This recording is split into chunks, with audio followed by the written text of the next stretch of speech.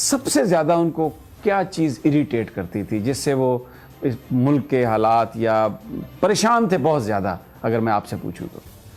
سب سے زیادہ جو انہیں اریٹیٹ کرتی تھی کہ وہ امت مسلمہ کا اپنے آقا و مولا سے اظہار وفا سینہ کھول کے نہ کرنا. وہ کہتے تھے کہ جب بھی ہم حضور کی ذات کو دیکھتے ہیں، ان کی دی ہوئی شریعت کو دیکھتے ہیں، تو وہ یورپ کی اینکوں سے کیوں دیکھتے ہیں. وہ کہتے تھے اسلام کو اسلام کے مزاج کے مطابق بیان کیا جائے، اور یہی ان کی خاصیت تھی جو انہوں نے کیا، اور قوم نے ان کو قبول کیا، امت نے انہیں قبول کیا، اور ان کی وہ سب سے نکھر کے آئے کہ وہ اس بات کو اس کے مزاج کے مطابق تشریح کرتے تھے اور لے کر چلتے تھے. وہ کہتے تھے یہ فلسفہ، یہ ساری چیزیں بعد میں ہیں، حضور کی ذات پر پوری امت کی آنکھ بند ہونی چاہیے، یہی کائنات کا ہمارے لیے محور اور مرکز ہونی چاہیے. اچھا، یہ ان کا بڑا ایک ووکل سٹینڈ ہوتا تھا، وہ بالکل پرواہ نہیں کرتے تھے. پریشر بھی حکومت کے بہت زیادہ پڑتے ہوں گے، تو اس کا آپ بھی ان کے ساتھ تھے تو ظاہر ہے آپ بھی اس کو فیس کرتے ہوں گے. اس پریشر سے نکلنے کے لیے یا اس چیز کو، سچویشن کو ہینڈل کرنے کے لیے کیا کرتے تھے؟ کوئی خاص دعائیں صرف مانگتے ایک تھے؟ لمبا ایک دعائیں مانگتے ہوں گے، وہ صاحب ظاہر ہے ان کی دعائیں تھیں، سحر گاہی تو ان کے لیے کمال تھا. لیکن جو دعا وہ اکثر کرتے تھے نا، کوئی بھی کتنی بڑی پریشانی کی بات آ کے بتاتا تھا کہ حضرت یہ ہونے والا ہے، تو وہ کہتے تھے بچے لگ دے نہیں آ رہا ہے پنجابی مطلب، اور جلیا چھاڑ یہ بھی کوئی گل ہے.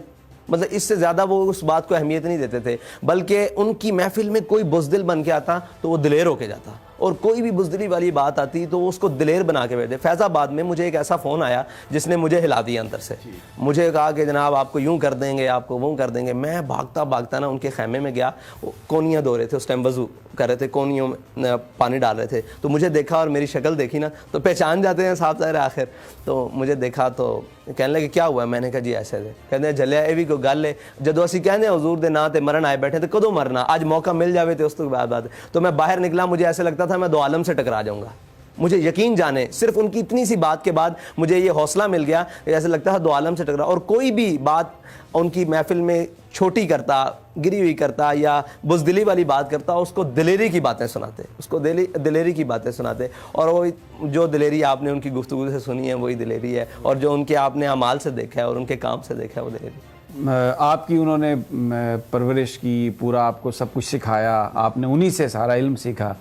شعر وہ بڑے پڑھتے تھے. آپ کے ساتھ بھی کبھی اس طرح کی کوئی انہوں نے ہوتا تھا مقابلہ؟ جی میرے ساتھ ایک میں نے علامہ اقبال کا شعر پڑھا، اس کے اندر میں نے اضافت غلط کر دی. میں نے جان بوجھ کے غلط کر دی؟ نہیں، میں ویسے بول جی میرے علم میں نہیں تھی یہ بات. میں نے تو اپنے طور پر میں نے کہا جی میں نے یہ شعر یاد کیا ہے، تو یہ شعر میں نے اضافت غلط کی. رقابت علم و عرفاں ہے تو میں نے رقابت علم و عرفاں کہہ دیا. تو کہنے لگے اے طفل تب سے شوق ہم آغوشی ہے ہمیں، جب کہ تجھے رکھتا تھا گہوارہ کنار میں. کہ ہمیں تب سے یہ کام آیا کہ جب تو اتنا چھوٹا سا تھا نا، یہ تو پہلے بیٹھو سیکھو. پھر ہم نے حضرت سے سبکن اقبال پڑھا. اور اقبال کہ وہ اتنے بڑے شہدائی تھے، اور اقبال وہ کہتے تھے لوگوں نے اقبال کو یہی پڑھا ہے، چین و عرب ہمارا ہے، ہندوستان ہے ہمارا. اقبال اس سے آگے کی چیز ہے، اور وہ حضور کی بات بڑی سینہ کھول کے کرتا ہے. اور آ کے جو پڑھے لکھے لوگ تھے انہیں مجلس میں کھول کے کہتے تھے یہ ذرا دیکھنا اقبال نے کیا لکھا ہے. کہتے تھے اگر یہ ہم ممبر پہ بیان کریں تو لوگ ہمیں ماریں گے. لوگ کہتے ہیں مولوی سخت ہے، اقبال سے بڑا مولوی کون ہے؟ اقبال سے فرمایا حضور کے دین کی جس کو سمجھ آ جائے نا، وہ ساری کائنات میں آگے نکل جاتا ہے. اس بات کو سمجھنے کی ضرورت ہے. اور وہ اس فوکس پہ، اس مطلب بات پہ فوکس دیتے تھے کہ حضور کے دین اور حضور کے فرامین میں امت مسلمہ کی کامیابی ہے، نہ کہ یہ دائیں بائیں ہمارا دوڑنا ہے. اچھا، آپ کی گفتگو سے مجھے ابھی یہ اندازہ ہو رہا ہے کہ کیونکہ اگرچہ وہ بیمار بھی تھے، آپ سے باتیں بھی کرتے رہے، لیکن آپ کو کچھ اندازہ نہیں تھا کہ یہ اس طرح سے وہ رخصت ہونے والے ہیں. پھر یہ اتنی بڑی جماعت ہے، اس کی اب آپ کے پاس اس کو آپ لیڈ کر رہے ہیں. تو اس چیلنج کے لیے آپ تیار تو نہیں تھے، تو پھر ہمت اور سارا جذبہ کیسے آپ نے اپنے آپ کو ایڈجسٹ کیا اب اس کام کے لیے؟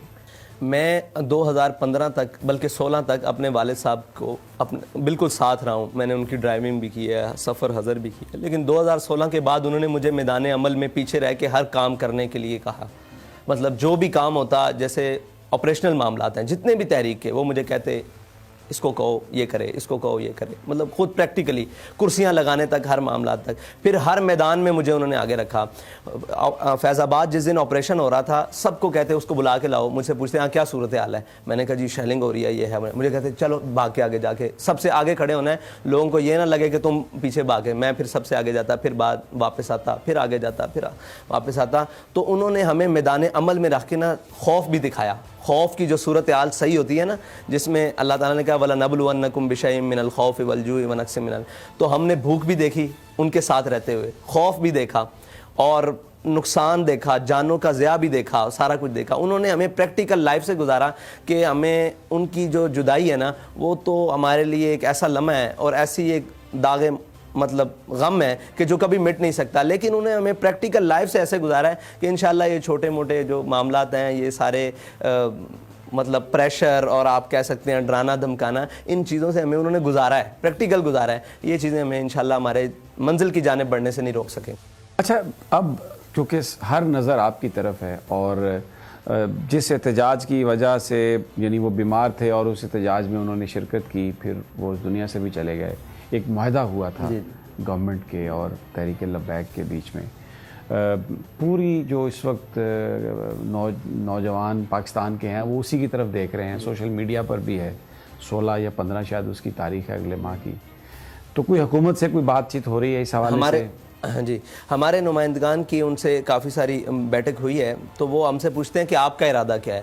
ہمارا سوال ان سے صرف اتنا ہے کہ آپ نے ہمارے معاہدے کے حوالے سے عملی اقدامات کیا کیے ہیں. اگر آپ مطمئن کر لیں, ہمیں دکھائیں کہ ہم نے یہ عملی اقدامات ناموس رسالت کے لیے جو ہم نے آپ سے وعدہ کیا وہاں تک کیے, سفیر کو نکالنے کے معاملات, مصنوعات کے بائیکاٹ کے معاملات, تو ہم دیکھیں گے کہ ہم نے آگے کیسے چلنا ہے. اگر وہ ہمیں بالکل اندھیرے میں رکھتے ہیں, اور جو ظاہراً ان کی لگ رہا ہے کہ وہ علماء کو مشاورت کے لیے بلا رہے ہیں دھرنے کے, میں نے کہا دھرنے کے لیے مشاورت نہیں کریں, آپ معاہدے کے لیے مشاورت کریں. تو معاہدے کے لیے مشاورت کے لیے آپ نے ایک قوم سے معاہدہ کیا ہے, انہوں نے اپنی جانیں ہاتھ پہ رکھ کر آپ کے ساتھ احتجاج کیا اور روڈ بلاک کیا ہے, اور آپ نے سنی نہیں بات. جب آپ کی ہر چیز مکمل بلاک ہو جاتی ہے تب آپ بات سنتے ہیں. تو ہم ابھی بھی خواہش کرتے ہیں کہ وہ ہماری بات پہلے سنیں. ابھی ان کے پاس وقت ہے, 1 ماہ کا وقت ہے, اس کے اوپر عملی اقدامات نہ کریں. اگر نہیں کریں گے تو پھر ہمارے والد صاحب کی سنت ہمارے سامنے بالکل واضح طور پر موجود ہے, ہم اسی ٹریک پر چلیں گے. اس کے لیے ہمیں جو بھی مطلب قیمت اٹھانی پڑے وہ بالکل ہے, کہ مسلمان کے لیے سب سے بڑی بات یہ ہے کہ وہ اپنے آقا و مولا صلی اللہ علیہ وسلم کے نام گرامی پر اپنی جان دے دے. اس سے بڑی کوئی نہیں. آپ دیکھیں کہ ایک عالم ہو, ایک مذہبی آدمی ہو, اس کا سٹانس بھی ناموس رسالت پر وہی ہوتا ہے, اور ایک جس نے کبھی مسجد کی طرف منہ بھی نہ کیا وہ, اس کا سٹانس بھی ایک ہوتا ہے. کیونکہ علامہ اقبال کہہ گیا کہ وہ فاقہ کش جو موت سے ڈرتا نہیں ذرا, روح محمد اس کے بدن, یہ روح محمد ہے, حضور کی ذات جو ہے نا یہ روح محمد ہے. اس کی ان کی ناموس اور ختم نبوت کے اوپر جو بھی کوئی معاملہ ہوگا نا, یہ امت کھڑی ہوگی, اور امت کا اکٹھا ہونے کا سبب بھی یہی ہے. ورنہ علامہ خادم حسین رضوی نے نہ پیسے بانٹے ہیں, نہ کوئی اور معاملات کیے ہیں, نہ جائیدادیں ان کے پاس تھیں, نہ کوئی ایسی چیزیں تھیں. انہوں نے حضور کی بات کی, اور وہ روح جو ہے نا, روح محمد, وہ امت کے دلوں میں دماغوں میں دوبارہ پھونکی ہے, تو امت دوبارہ اکٹھی ہوگی. اور اس سٹانس کے لیے انشاءاللہ ہم آخری حد تک جانے کے لیے تیار ہیں. ہم حکومت ہمارے ساتھ معاہدہ کرے جو اس نے بات کی, اگر نہیں کرے گی تو پھر ہمارے پاس دوسرا راستہ ہے جو ہمارا قانونی آئینی سارے حق ہیں. سبسکرائب کریں اور بیل دبائیں تاکہ کوئی خبر رہ نہ جائے.